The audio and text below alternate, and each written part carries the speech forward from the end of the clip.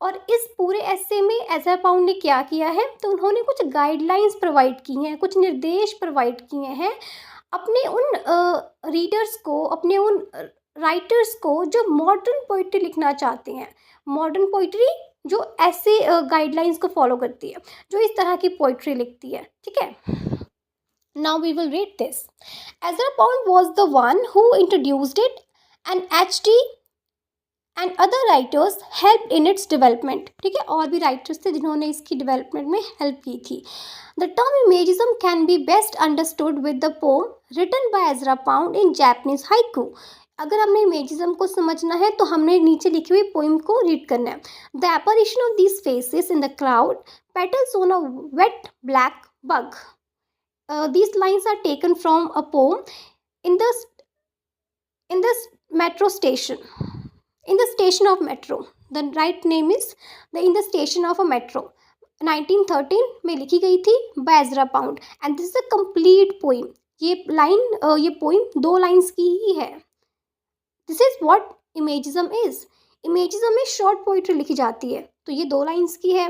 इसमें सिर्फ एक इमेज क्रिएट होती है। When you will understand this poem then you will get to know कि इसमें सिर्फ एक ही इमेज क्रिएट हुई है माइंड में, कि एक जो पोइट है वो मेट्रो स्टेशन पे हैं और वो भी एक क्राउड को देखते हैं, ठीक है। उस क्राउड में देखते हैं तो उनको क्या लगता है कि इस क्राउड के जो फेसेस हैं ना, ये घोस्टली अपीयर हो रहे हैं। The apparition of these faces in the crowd, ghostly faces appear हो रहे हैं क्राउड के। और उसको कंपेयर किससे करते हैं, तो petals on a wet black bug, ठीक है। तो you will understand this poem and then you will get to know कि हमारे माइंड में सिर्फ एक इमेज क्रिएट हुई है कि एक बहुत सारा क्राउड है और उनके फेसेस बिल्कुल घोस्टली हैं, और उसको उन्होंने कंपेयर कर दिया कि ये फेसेस कैसे लग रहे हैं, तो petals on a wet black bug की तरह लग रहे हैं। ओके, आगे। This poem is written in Japanese haiku, one of the best example of modern poetry, and in 2 lines consist of 14 words only.